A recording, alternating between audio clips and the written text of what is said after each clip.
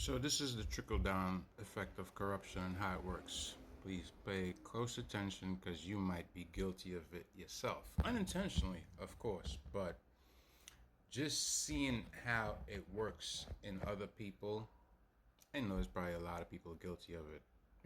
I have worked in customer service and I have never. Anyways, let me present the scenario to you. Let's say you work for an internet service provider. Let's call that ISP Optimax. All right. Now you work for Optimax in the capacity of customer service slash tech support. You get a call from moi. Right. Call in. I tell you, listen.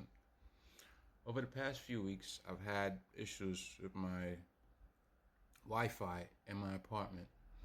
I haven't really had the time to sit down and dedicate time to making this phone call because I've had several other things doing. But today, I'm here with my kids. One of them is in the other room complaining that his PlayStation is going out. My daughter's like, oh, it's dropping. I'm checking it on my phone. It's not the speed it's supposed to be.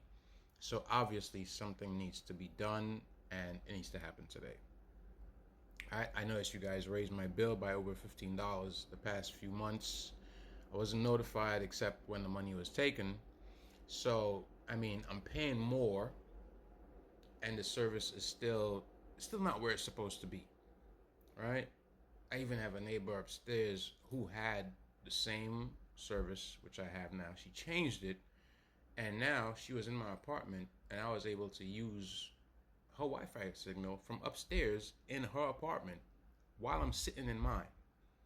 Now, how is it that I can't use yours, which is in my apartment, but I can use hers, which is in the apartment above me? As an employee at that ISP, the gears in your mind should be immediately turned like, all right, we got to get this guy sorted out. We got to get him some assistance. We got to fix this problem. Right? Because I've been with this company for a while, right? And I know they're not the best, but I've given them the benefit of the doubt because they've kept their prices pretty low, which of late they're no longer doing. I understand, there's bad weather, which, really affects internet service. But even sometimes in the really bad weather situations, it still works. So, you give them a little, you give them a little pass.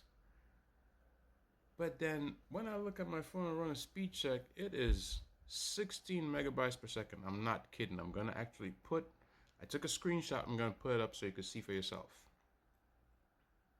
16 megabytes? And I'm paying for 1.2 gigs? What are we doing here?